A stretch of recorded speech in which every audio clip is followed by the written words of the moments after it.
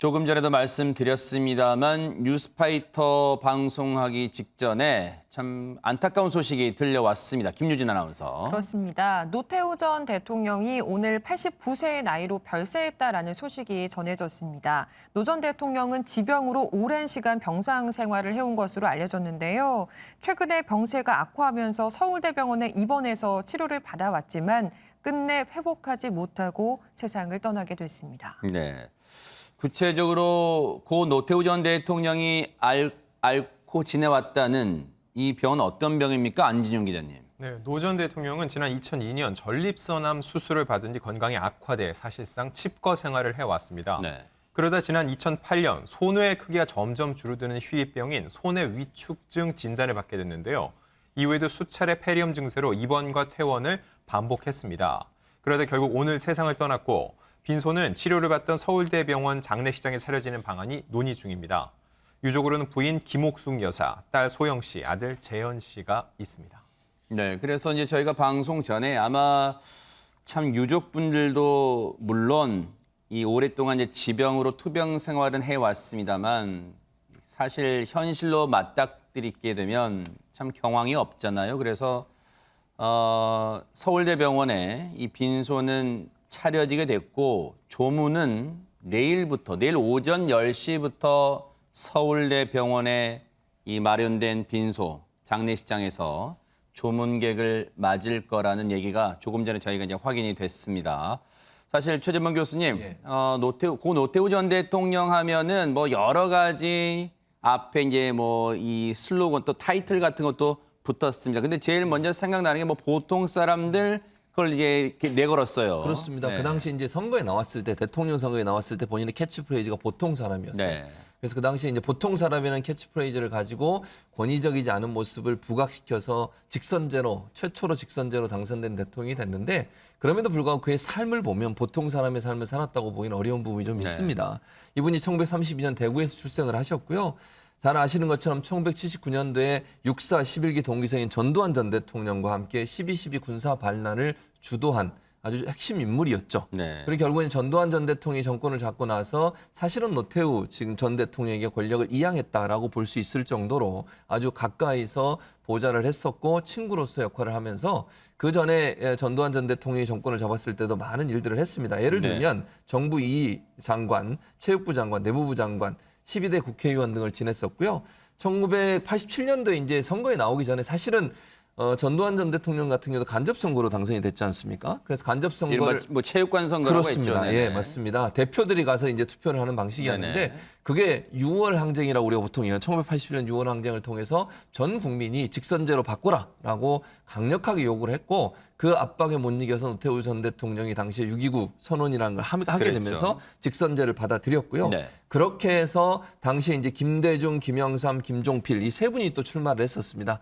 그러다 보니까 결국 야권의 표가 분산이 되면서 노태우 전 대통령이 당선되는 네. 그런 현상이 나타나게 됐고 그것이 이제 직선제로 처음으로 뽑힌 대통령이 된 것이고요. 네. 이분이 이제 정권을 잡고 나서 88 서울 올림픽을 개최를 했습니다. 그리고 남북한 유엔 동시 가입도 노태우 정부 때 일어난 일이고요. 네. 공산권 국가들의 북방 외교의 성과들도 있다고 볼 수 있겠습니다. 네. 다만 95년도에 대통령 퇴임한 뒤에 내란 음모 혐의로 전두환 전 대통령과 구속 기소가 됐고요. 네. 대법원에서 17년형을 선고받았고 같은 해 12월에 사면받은 그런 다양한 이력을 갖고 있는 분입니다. 지금 이 그래픽의 맨 윗줄에 이제 제목이 있습니다만 그 제목이 잘 말해주는 것 같아요. 현대사의 한 복판에 있었던 고 노태우 전 대통령이라고 해도 과언이 아닐 듯 싶어요. 사실 앞서 이제 자료 화면을 보면 지금 우리한테 좀 생경한 당시 아마 87년 대선 당시의 모습일 것 같은데 아마 그때는 지금 여의도 광장은 정말 상전벽해가 됐어. 근데 그때 당시에 여의도 정말 광장이었죠. 여기 바로 여기입니다. 최재범 교수님, 저 때는 정말 그 여야 우호 할 거 없이 사람을 얼마나 동원하냐, 뭐 100만 명, 200만 모였네. 그게 정말 서로 세대결 그런 양상도 있었잖아요. 그렇습니다. 그 당시에는 인터넷도 없었고요. 사람이 모여서 집회를 하는 대규모 군중 집회가 사실은 세대결로 보여지는 양상을 보여줬었죠. 네. 그래서 엄청나게 많은 사람이 모였고요. 저 당시에는 대중연설을 통해서 얼마나 설득력 있게 얘기하느냐가 사람들은 상당히 어필이 되는. 요즘은 참 그런 보기 힘든 시대였습니다. 광경이에요. 그럼요. 요즘은 네. 이제 다 인터넷으로 하거나 아니면 다른 방법들을 통해서 또 연설을 TV도 하고 있고 그러지만 그렇죠. 그렇습니다. 네. 그 당시에는 이렇게 이제 사람들이 많이 모여서 군중이 많이 모이는 것이 세대결로 보여지고 그것이 당선에도 상당히 큰 영향을 아하, 미쳤거든요. 네. 그리고 저기서 이렇게 연설하면서 사람들이 군중이 환호하고 이런 모습들이 전체적 분위기를 압도하는 쪽으로 갔기 때문에 네. 당시에 저는 군중 집회라고 하는 것은 아주 일상화돼 있었고요. 아하. 그 당시에 저런 모습들이 결국은 선거에 가장 영향을 미치는 요소 중에 하나로 작용됐다. 다만 네. 그 당시에는 잘 아시는 것처럼 돈을 주고 사람들을 모으게 하거나 네. 또는 조직을 동원해서 사람들을 뭐 버스로 실어 나르는 이런 그랬었죠. 일들이 네. 계속 반복적으로 일어났기 때문에 적의 민심을 그대로 대변하는 모습이라고 보기는 어렵다. 이렇게 말씀드릴 수 있습니다. 현대사의 한복판에 서 있었던 영욕을 같이 했던 고 노태우 전 대통령의 생전 육성 직접 들어보시고 이어가 보도록 하겠습니다. 이번 선거의 결과는 단순히 저 개인과 민주정의당의 승리가 결코 아닙니다. 이 시점에서는 더 이상 승자도 패자도 있을 수 없으며 자랑스러운 우리 대한민국 국민이 있을 뿐입니다. 국민 여러분들에게 크나큰 심려를 안겨드립니다. 정말 공감합니다. 국민 여러분들의 깊은 그리고 따뜻한 사랑, 온정에 대해서 깊이 감사드립니다. 요즘은 코미디 프로나 개그 프로그램에서는 이제 좀 찾아보기 힘들어졌습니다만 최진봉 교수님 예.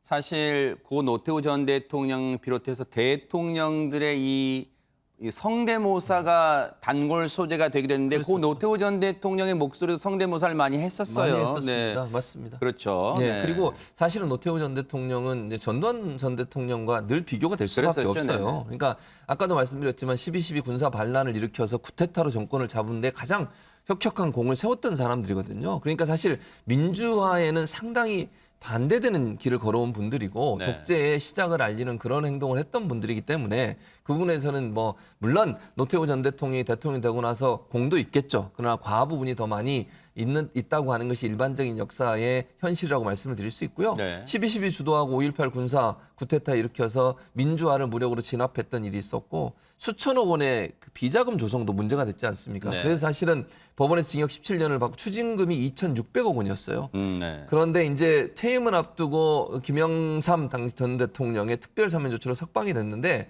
추징금이 계속 미납이 되면서 논란이 시달렸었죠. 그런데 전두환 전 대통령은 아직까지도 추징금을 다 완납을 안 하고 있습니다. 네. 다만 노태우 전 대통령은 2013년 9월에 추징금을 완납을 해서 그나마 전두환 전 대통령보다는 좀 더 비난을 적게 받는 그런 모습을 보여줬습니다. 사실 이 쿠데타로 정권을 잡았던 전두환 전 대통령 이후에 형식상, 제가 형식성이란 전제를 답니다. 형식상으로는 외형적으로는 선거를 통해서 정권이 이양된 첫 정부가 이제 13대 대통령, 고 노태우 전 대통령인데 사실은 뭐 여러 가지 들여다보면 여러 가지 할 말은 많습니다만 어쨌든 그때 당시부터 이제 일로 삼김씨라는 이제 타이틀이 붙었잖아요. 그렇습니다. 근데 고 노태우 전 대통령 이제 별세로 이제 막을 내리게 됐다 이렇게 볼 수 있겠네요. 그렇게 볼 수 네. 있죠. 왜냐하면 노태우 전 대통령이 임기 말에 사실은 예상하지 못했던 일이 벌어졌어요. 그게 뭐냐면 김영삼 전 대통령과 함께 손을 잡고 정당을 새로 창당을 했습니다. 그렇게 해서 김영삼 전 대통령이 당선이 되게 되는 거거든요. 그 당시 이제 김영삼, 김종필, 노태우 이 세 분이 연합을 해서 그때 이제 정권이 다시 이양이 되게 된 거거든요. 그것이 사실은 그 당시에는 상상할 수 없는 일이에요. 지금 사진에 나오고 저 있는데요. 모습이죠? 예, 저 네네. 세 분이 함께 하나의 당으로 합쳐지는 모습을 보이면서 네. 정권이 김영삼 대통령께 넘어가는 일이 있었어요. 네. 그러니까 저거는 사실은 그 당시에는 상당히 충격적이었습니다. 왜냐하면 김영삼 전 대통령은 잘 아시는 것처럼 민주화에 가장 앞장서는 기수였고 또 노태우 전 대통령은 아까 말씀드린 것처럼 12.12 군사 반란을 일으켜서 정권을 잡았던 사람이기 때문에 두 사람이 연합할 거라는 생각을 못했는데 연합이 되면서 사실은 새로운 정당으로 창당을 했고 그리고 나서 이제 정권이 이양이 됐거든요. 근데 이 세 분이 다 역사의 뒤안길로 이제 가시게 된 거잖아요. 네. 그게 상징이 말씀하신 건 1로 3김이라고 김대중 대통령까지 포함하면 당시에 현대사를 주름 잡았던 분들. 그러네요. 김대중 전 대통령 2009년도에 사망을 하셨고 김영삼 전 대통령 2015년 그리고 김종필 전 대통령 2018년 그리고 노태우 전 대통령까지 오늘 사망을 하시면서 네. 결국 현대사의 아주 중요한 정치적 인물들 네 분이 세상을 떠난 그런 일이 있었다고 볼 수 있겠습니다. 네. 사실 박성배 변호사님, 고 노태우 전 대통령 하면은 참 5.18과도 뭐 지금 이 5.18 민주화 운동 얘기할 때 그 관련해서 얘기를 안 할 수가 없는 인물입니다. 아무래도 노 전 대통령이 전두환과 함께 신군부를 이끈 인물이다 보니 관련이 없다고 할 수가 없습니다. 그 참여의 시도로 평가할 수 있는 대목이 노 전 대통령의 장남 재원 씨가 최근 3년간 꾸준히 5.18 민주묘역을 참배해 오고 있습니다. 그렇지만 5.18 단체들은 노 전 대통령의 진정성 있는 사과가 먼저라는 반응을 보이기도 했습니다. 그랬었죠. 이게 보여주기식 아니냐 뭐 그런 지적도 상당히 많았습니다.